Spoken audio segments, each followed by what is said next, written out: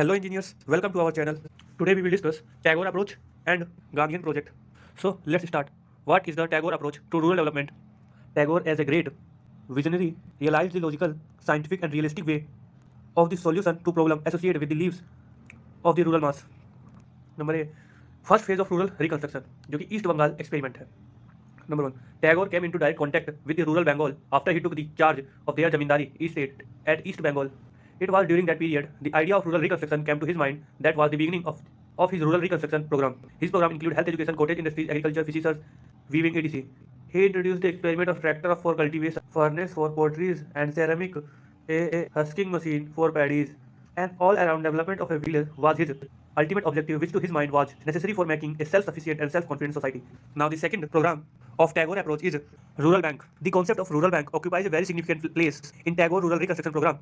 While acting as a zamindar, he observed that one of the main reasons of rural poverty was the ruthless exploitation by the zamindar, the middleman, and the money leader. The only way to rescue the villagers was to lend money at a rate of lower interest. With this objective, Tagore established Patisar Bank in 1905, 1905. And third program by Tagore is Sri Niketan experiment. The institution of Sri Niketan was not an isolated experiment, but an integral part of Tagore's total educational and reconstruction work. The objective of the mission were number 1, to win the friendship of affection of villagers and cultivation by taking a real interest in all that concern their lives and welfare, and by making a lively effort to assist them in solving their most precision problem.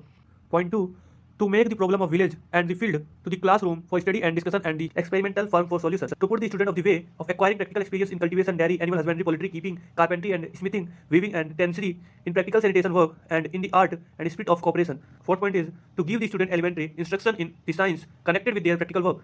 Point number 5, to encourage in the staff and student of the department itself a spirit of sincere service and willing sacrifice for the people of the surrounding villages. Number 6, objective is to train the student to a due sense of their own interest, both physical and moral, and in particular to teach them to do with their own hand everything which a village householder or a cultivator does or should do for a living, if possible more efficiency. And fourth program is rural library. The rural library was an essential part of the rural reconstruction program of Tagore. The utility of library has been always recognized by Tagore. So from the village beginning, there was a central library of learning and research, another local library to serve the people and grow interest for reading and learning among them. Now Tagore approach is finished. So now we start a next approach, that is Ghandian approach. Ghandian approach to rural development attaches supreme importance to moral values. It gives primacy to moral value over material condition. Gandhiji defined Ram Rajya as sovereignty of the people based on moral authority. They are the basic of Ghandian ideal social order. Number 1, ideal village. The ideal village is the basic unit of the Ghandian ideal social order.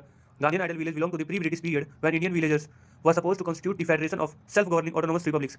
According to the Gandhiji, this federation will be brought about not by compulsion but the voluntary offer of every village republic to join such a federation. This work of the central authority will only to be coordinated the work of different village republics and to supervise and manage things to common interest as education, basic industries, health, currency, banking, etc.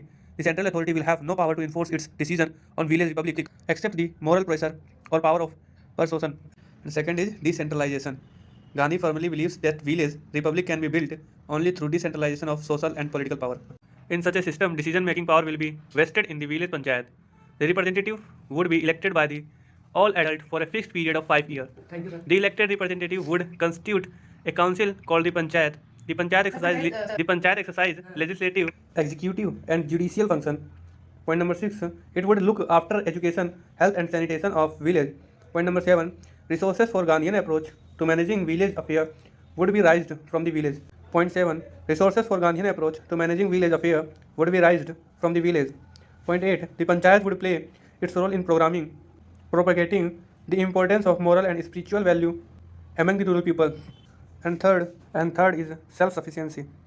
Now, point number 1, the village should be self-sufficient as far as its basic needs, food, clothing, shelter, and other necessities are concerned. Now, point number 2, the village should produce food crop and cotton in order to meet its requirement. Point number 3, some lands should also be earmarked for cattle and for a playground for adults and children. Point number 4, village economy should be planned with a view to providing full development, full employment to all the adult and villages. Point number 5, each man should be guaranteed employment to enable him to meet his basic needs in the village itself so that he is not forced to migrate to town. And fourth is industrialization. Industrialization leads to passive or active exploitation of the village. Industrialization replaces manpower and hence it adds to unemployment.